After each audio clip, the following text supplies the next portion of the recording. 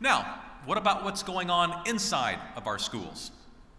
Overall, when you look at education in central Oklahoma, it's amazing all of the things that we're doing right. Our early childhood education is a success story. Our university system, which in central Oklahoma includes 120,000 college students, is succeeding. Hard to believe, but about 1 out of every 10 people that lives in central Oklahoma is a college student. And if you look at the suburban K through 12 education, it's pretty good too. The graduation rates are ahead of the state average. But where we have work to do, like every large urban center in the United States, is in our inner city district. And if you ask 10 people to identify the problem, you're probably going to get 10 different answers. Somebody is likely to say it's the federal government. And you ask 10 people, another person is likely to say, no, it's the state government. And someone's going to say, no, it's the teachers. And someone's going to blame the administration. And another person will claim that parents are the problem. You ask 10 people, and someone's going to say it's poverty. Someone's going to say it's immigration. And yet another is going to say, no, no, no, you're all wrong. It's the result of decisions made by judges decades ago. But none of the finger pointing is going to get us very far. And here's what I believe it's going to take to get us in the right direction. We need to change the way we do some things. And the good news is that change is already underway. Superintendent Carl Springer, the school board, President Angela Munson are already working in that direction. Next, we need changes in state law on several fronts. Among them, we need longer school days and we need a longer school year. I know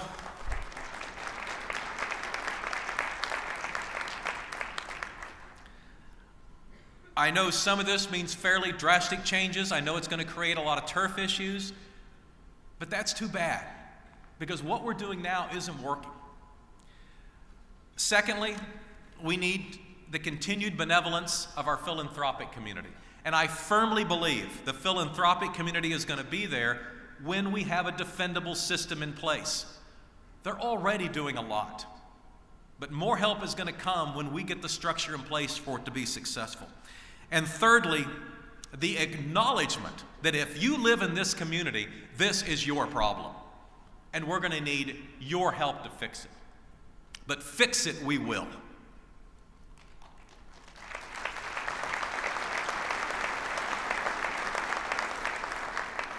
Meanwhile, our police department is more active than ever in combating truancy. We believe that this effort, which works with the schools and gets the police more actively involved, can in turn get more families involved and get more families engaged in encouraging their kids' education. We've got to keep these kids in school. A kid on the streets, either as a truant or a dropout, is much likely to wind up in prison or worse.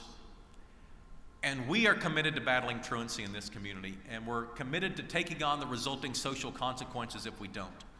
We are committed to education. Most of all, we are committed to our young people. We have had great success stories in our community taking place at the City Rescue Mission and other groups that are caring for people who need a helping hand. The generosity of this community is amazing. It's inspiring. We are also efforting to raise the attention level that's given to our 211 center.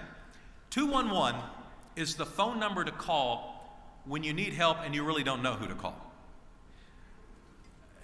People who need help with issues involving mental illness or domestic violence can call 211 and they will then be directed to the resources available.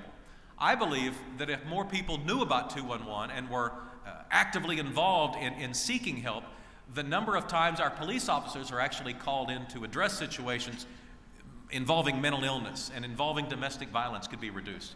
We need people to seek help earlier, and 211 is a great system to get people the help they need, and it doesn't cost the caller anything. Speaking of things that are free, don't forget about our website. This city is going on a diet.com. Now beginning its 4th year, you can become one of the, let's see, I went on the diet on the website today, 648,357 pounds. Over 44,000 people have gone to the website and signed up, pledging to lose weight. You can go to the website and report the weight you've already lost. It'll ask you for the date that you started and the date that you're putting in the weight. But we've lost about 15 pounds apiece. We've received worldwide attention for this, and really we have a no-nonsense message to this community about obesity, that it's about what you eat and it's about how much you eat. And I'm consistently asked, well, shouldn't we exercise? Of course you should exercise. Everybody should exercise. But if you or someone you know is obese, you shouldn't think that you can exercise your way out of it. You're going to have to look at your diet, and you're going to have to look at your nutrition. And the website is a great source, and we have a lot of new features that I think are going to make it easier to use and easier for groups to get involved, which is great because if you're having to change your eating habits, it's a lot easier if you're trying to do it with other people. So employers, please ask your HR people to check out the site, and let's see if we can't get some groups at your workplace involved. Have them call me at City Hall and I'll help explain how easy it is if they can't figure it out on the website, but I bet they can. This group function will also work for church groups and neighborhood associations, and many of them are already touching base with us to say that they want to get involved. We need to continue to push our workers and our friends. The web address is thecityisgoingonadiet.com. Thiscityisgoingonadiet.com. And just in case you're thinking, hey, how could that website actually make a difference? Let me tell you about a local person who 3 years ago heard this message and went to the website. Let me show you a picture of Amy Petty. Amy, 3 years ago, started eating differently. She started going to the gym. And let me show you a picture of Amy last April. This is her in the Oklahoma City Memorial Marathon.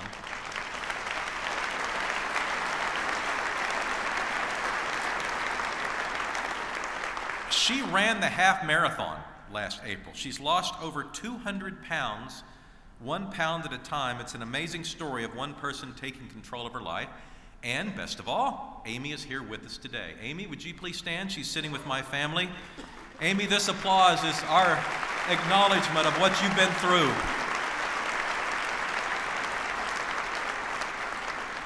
She can be an inspiration to many. The website address again is thiscityisgoingonadiet.com. All right, let's switch gears and get to MAPS 3, and we have a brand new logo. If you'll turn your attention to the screen. I know what you're thinking. Mayor, you promised a convention center and a park, and all we get is a new logo. It's a beautiful logo, though, you got to admit. Let me give you an update on each of the projects. The vote was just over a year ago. Now, the pennies started being collected on April 1st. So, as you'll recall, it's a penny on the dollar for 7 years and 9 months. We have finished the 9 months, so roughly 7 years to go on the revenue side. Good news on the revenue side is that because our economy has been so strong in the last half of 2010, we're already $5 million ahead of projections. And that's where you want to be, because we all know that the economy runs in cycles, and we've got 7 years to go. So here's where we are. $65 million has been collected so far. We have 8 projects in the initiative. We have an 11-person citizen advisory board that has been meeting since summer. We have subcommittees for all 8 projects in place. As was the case with MAPS and MAPS for Kids, we've hired a consulting group to help us manage the cash flow and help layer the construction time of each of the projects. Let's now take a look at an update on each of the 8 projects in MAPS 3, and we will take them alphabetically. First, the Convention Center. The subcommittee is working with a consultant. They're trying to determine the best site for the Convention Center. The Fairgrounds has its subcommittee in place. They've held their first meeting. They're now looking at an updated master plan for the fairgrounds improvements. The park, land acquisition is fully underway and should be completed soon. I would anticipate the park construction to begin in 2012. I would anticipate the park to be open in 2014. The river improvements for canoe, kayak, and rowing. We have some national and international events coming to the river. The advisory board is currently looking at funding a couple of projects up front to be ready for those events. That would be the race course windscreen and the lighting for night races. The senior wellness centers. The City Council has asked the Citizen Advisory Board to consider making the early construction of at least one of those centers a priority. Sidewalks and trails. Our staff and the subcommittee are working feverishly to work on the best locations for those items. And the streetcar, a lot of work being done on this from the planning aspect. The Alternative Analysis Committee, the MAPS 3 Subcommittee, all working on recommendations for a route. And the hub study, which is going to help us determine the site of our multimodal transit hub, should have a recommendation for us very, very soon this spring. So remember now, the way we fund MAPS projects is we don't spend the money until we collect it. So there's no debt. We pay cash, and we usually generate quite a bit of interest revenue along the way. Now with MAPS, the last project opened 5 years after the funding ended. And it looks like it's going to be a similar timeline with MAPS for Kids. So the expectation, with those previous works in mind, the expectation for MAPS 3 should be the projects rolling out between now and 12 years from now in 2023. In the meantime, we have plenty of work to do. MAPS for Kids and MAPS 3, Project 180, which, near as I can figure, gets its name from the idea that we're doing 180 things all at once.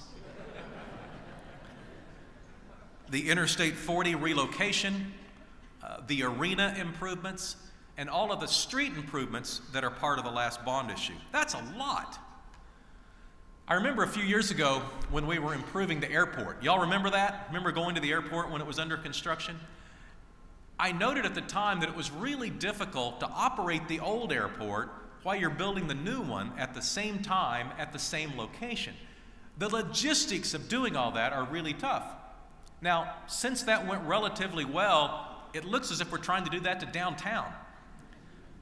Like we're just going to go ahead and work and live and play in downtown, and by the way, we're going to build a new one right on top of it. Welcome to 2011. As you know, it's not just government that's building things. Far from it. All three of our largest energy companies are investing and expanding their campuses. Boathouses are opening up on the river. New housing projects, new hotels are coming out of the ground. A few minutes ago, I mentioned an article in Newsweek magazine which placed us on a list of the top 10 cities which had best avoided the recession. The final paragraph of this Newsweek story reads like this. Quoting from Newsweek, of course, none of the cities in Newsweek's top 10 list competes right now with New York, Chicago, or LA in terms of art, culture, and urban amenities, which tend to get noticed by journalists and casual travelers. But once upon a time, all those great cities were also seen as cultural backwaters. And in the coming decades, as more people move in and open restaurants, museums, and sports arenas, who's to say Oklahoma City can't be Oz? Wow. Oz. That's a horse of a different color. So as you leave the Cox Center today, please watch out for wicked witches and flying monkeys. I would joke for you to look for the yellow brick road, but I tend to think you'd settle for any downtown road as long as it wasn't under construction. Thank you all for coming.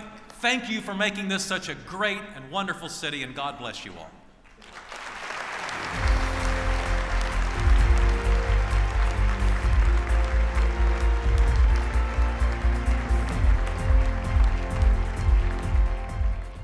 And again, that was the State of the City address, January 13th at the Cox Convention Center. Thank you for joining us on the Mayor's Magazine. We'll see you next month with another show.